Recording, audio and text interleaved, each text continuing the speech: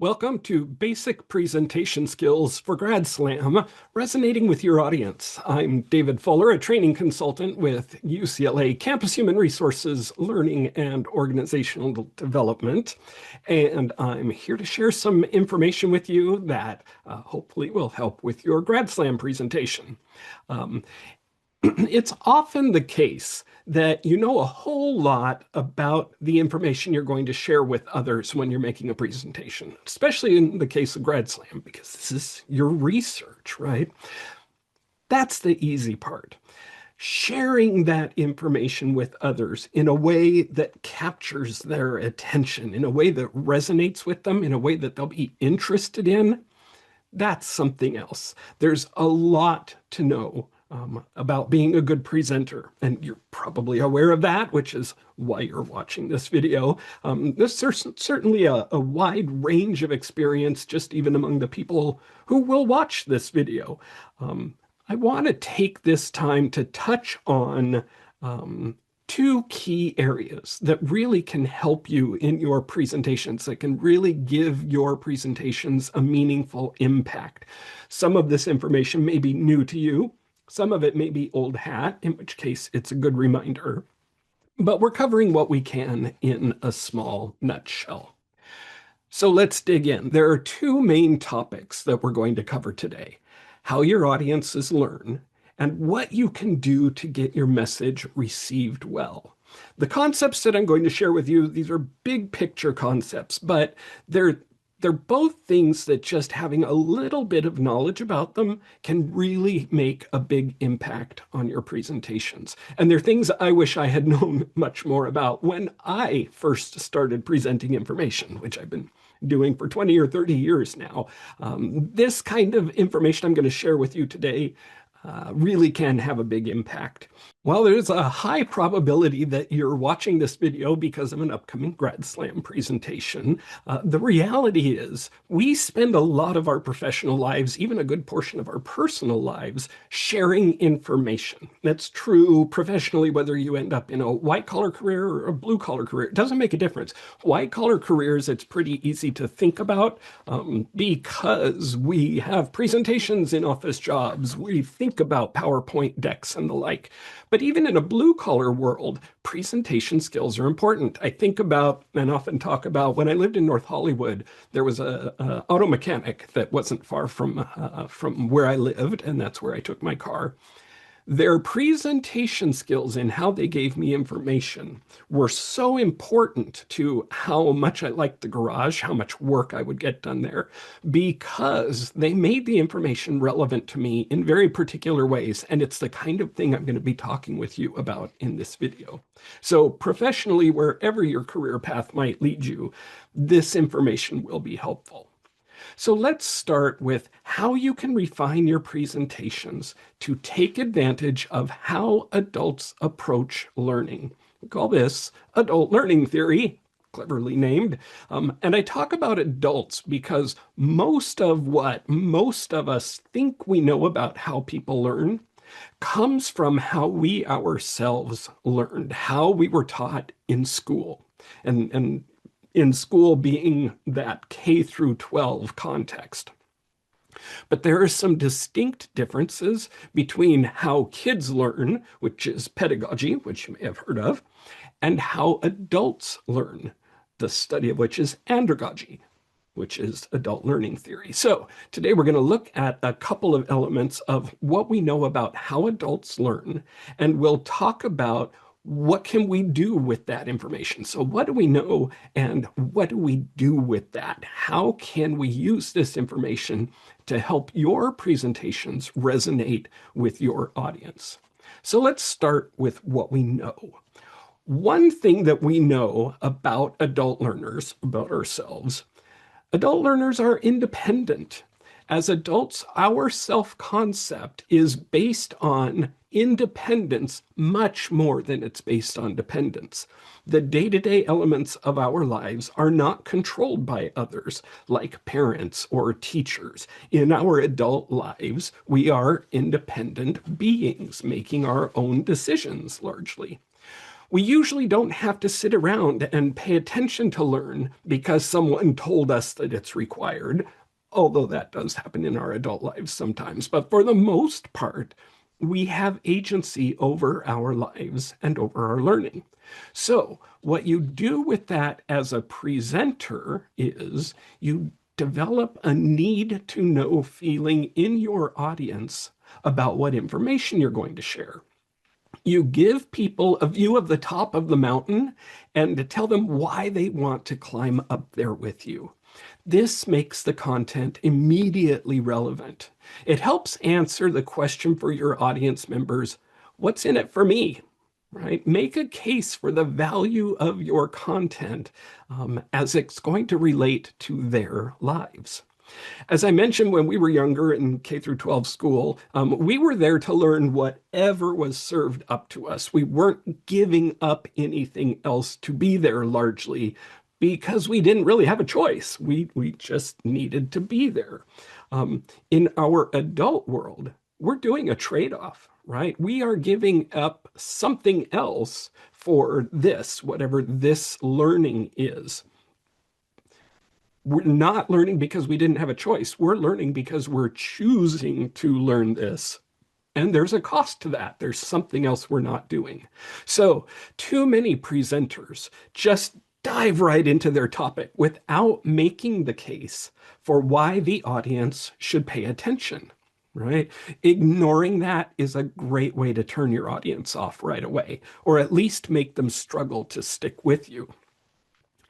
Another side to this is that we adults were goal oriented, right? If I'm going to be learning X, I want to get Y out of it, which brings us to the next tip. And that tip is to make your content, or at least part of it, problem centered.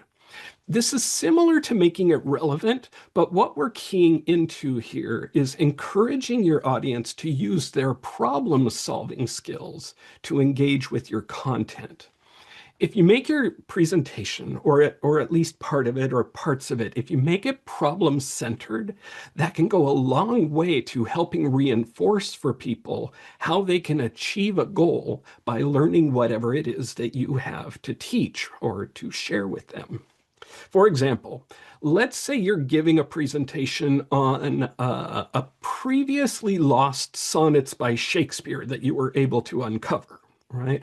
Rather than just giving a presentation, here are new sonnets written by Shakespeare that I found, you could think about key decision points in your research process and spend time walking your audience through those decision points and invite them to consider whether they would have made the same decisions along the way. Would they have taken a different direction? Would they have chosen what you chose? That puts them in the seat of trying to solve the problem that you solved. If you ever want to see a really good long form example of exactly what I'm talking about, check out any episode of the PBS show Nova. Nova is wonderful with engaging audiences through that, drawing them through the decision-making process that the researchers or the investigators or the scientists in their programs have gone through. Perfect case studies. So in your own presentations, to do this, here's an instance where you can use an imagine if you will approach with your audience. Here's what it might sound like. Imagine you're the head of pediatrics at a major children's hospital with budget cuts happening left and right. Your program on hearing loss diagnosis and detection is world-renowned, but your board is ready to start cutting back due to budget cuts. So it seems you have three options in front of you. And then you go on to explain the options, right? You're putting your audience in the place of someone who needs to make this decision. So you're helping them use their own problem-solving skills to pull them through your presentation with you. Get the picture? Does that make sense? I hope so. So Here's something else. Also, when watching presentations, many attendees revert back to their passive learner days, their school days. Don't let that be. Empower them to engage with your presentation, to explore the learning, to solve the problems that what you're teaching can try to fix. Lead them toward inquiry. Encourage them with ways to dig deeper into the information you're sharing, like mentioning related topics or authors that they can look up after the presentation. You can mention things quickly. You can commit to sending out information afterwards. Just whatever you do, tickle their imagination and their interest and their curiosity with things to look up later, and ask questions along the way, even if there isn't time to get answers from the audience, which with Grad Slam presentations, there definitely isn't time to get answers from the audience. Ask the questions anyway. Allow them to ponder those things to themselves, even if only for a moment. At first pass, depending on how far you are in the writing of your Grad Slam presentation, these tips I'm sharing might not require any kind of major overhaul. It might just be tweaking here and there on what you already have. So let's try now to apply what I'm talking about to your Grad Slam presentations. What I'd like you to do, I'm going to have you pause this video in a moment and give yourself at least 60 seconds, longer if you'd like, but at least 60 seconds to think about your Grad Slam topic and to answer for your Grad Slam topic how to make some element of your presentation problem-centered. Right? What part of your presentation might you be able to make this problem-solving angle? Where might you be able to apply that? So pause the video now, take the time you need, come back, and we'll pick up with the next tip. And do take this moment to do it. Even if you haven't started drafting your presentation yet, take this moment to think through that. It's worth winning Grad Slam to take 60 seconds to do this now, right? Right? So pause the video and we'll see you back here in 60 seconds.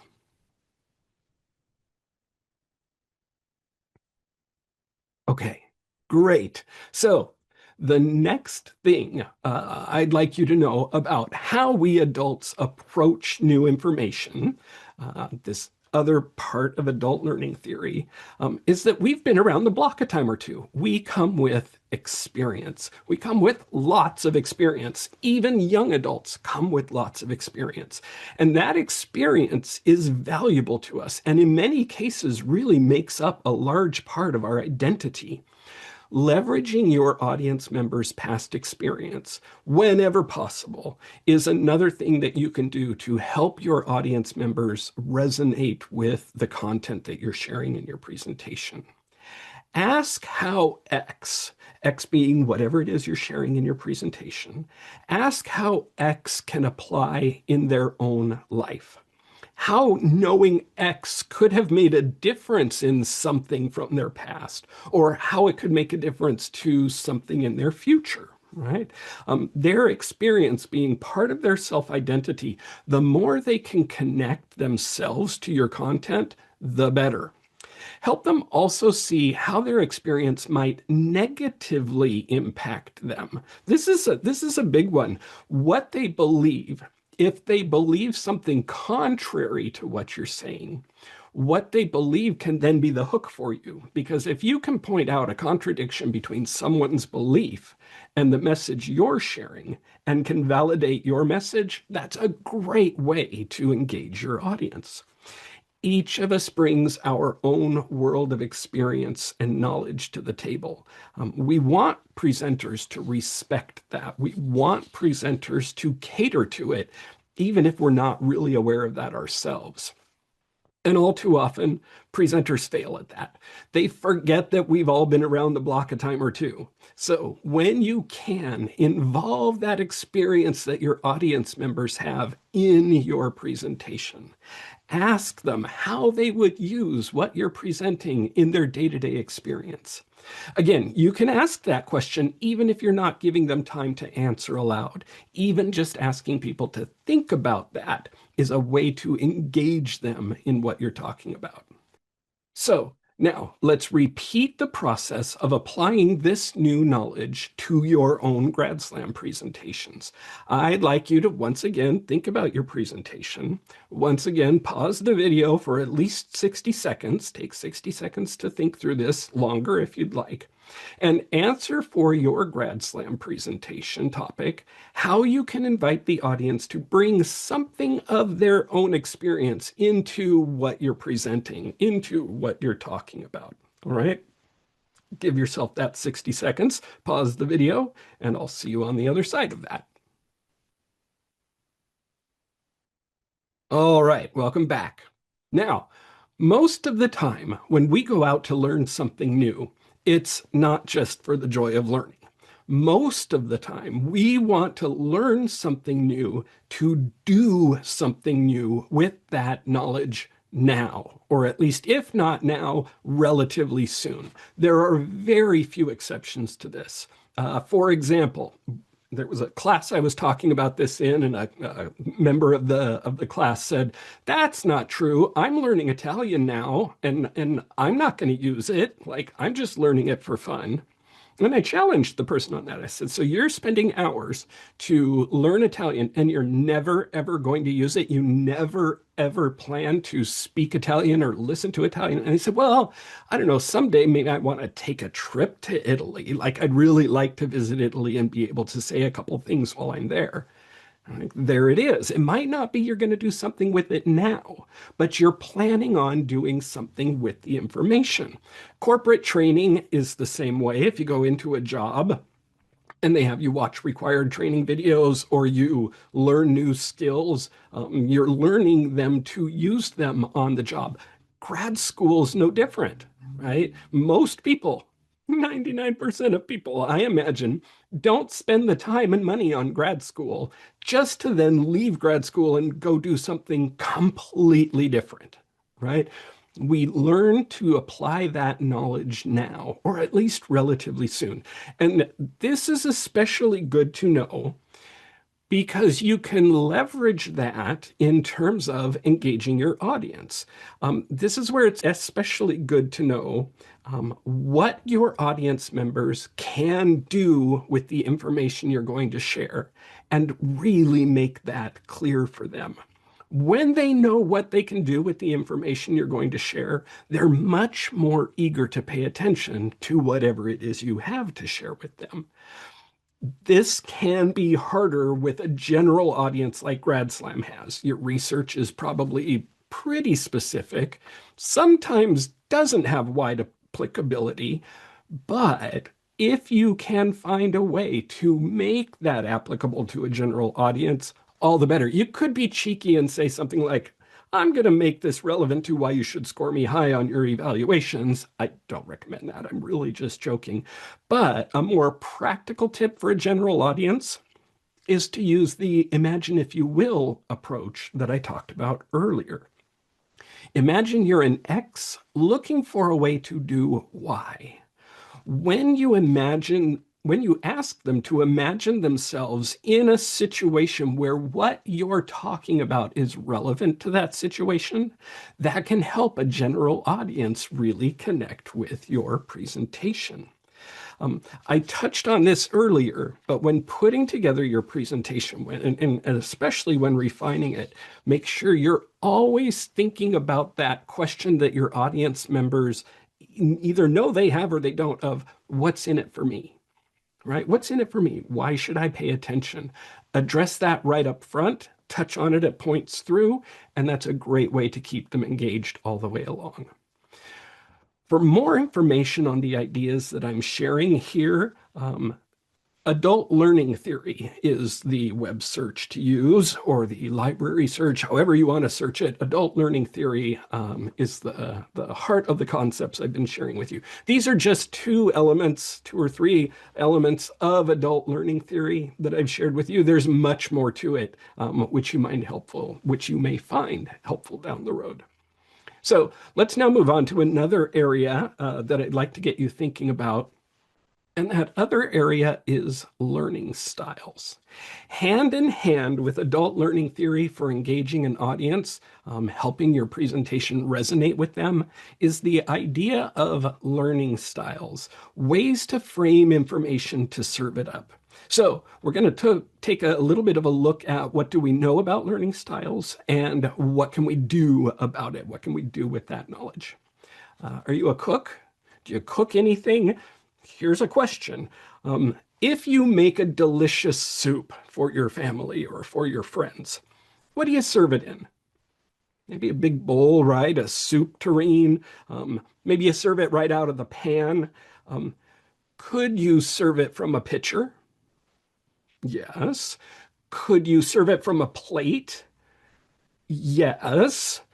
Could you sop it up with a sponge and squeeze it directly into the mouths of the people at the table? Yes. Some of these approaches, particularly the last one, are not as functional or ideal as the other approaches, but they all would work. But what I want us to key into here is how well do each of them work? The same is true with presenting information. There are often more ideal ways than others to frame information to help it be most easily understood, which in turn helps people resonate with it more, get engaged with it more. And that's what we're going to be diving into. First, let's talk about the basics, which many of you may already know. When we talk about learning styles, we most frequently mean three things. We mean visual, auditory, and kinesthetic. Visual learning is when you learn something by seeing it or reading it. Auditory learning, when you learn something by hearing it. And then kinesthetic learning, when you learn something by doing it or touching it, some sort of motion involved. People definitely feel like they have ways they learn best. What's interesting, though, is that over the last decade or so, even actually more than that, a lot of discussion and research has been taking place in the academic world, studies being done, research being reviewed as to how learning styles come into play and whether or not they're actually important. There's now growing evidence that it doesn't actually help to match content delivery style to people's learning styles because there's a lot of growing evidence to show that individuals don't actually have a best learning style. There isn't a way each of us individually learns best. It's a myth. I'll leave that to the academics to continue to explore. What I'd really like you to take from this, what we do absolutely know, what doesn't have the same level of debate, is that some subjects are better suited to particular learning styles. Geometry, for example. If I had to teach you about the three geometric shapes that are on the screen, a sphere, a cube, a cone, or angles or polygons, how effectively can I do that if I can't show you these things or let you hold models of them in your hands, a kinesthetic approach? Could we learn geometry if you had to learn it audio only? Sure. You could. We can serve soup from a sponge. And sometimes you have to. Sometimes you need, there are very valid reasons to need to share information in less than ideal ways. But it can be much tougher, right? What if I wanted you to teach you to sing a particular song, but I had to teach you only in writing or with pictures, right? Again, it could be done. But providing an auditory learning path would be so much more helpful. For your upcoming presentation, for all presentations really, a good approach is to cover all bases with a learning style as best fits the content, right?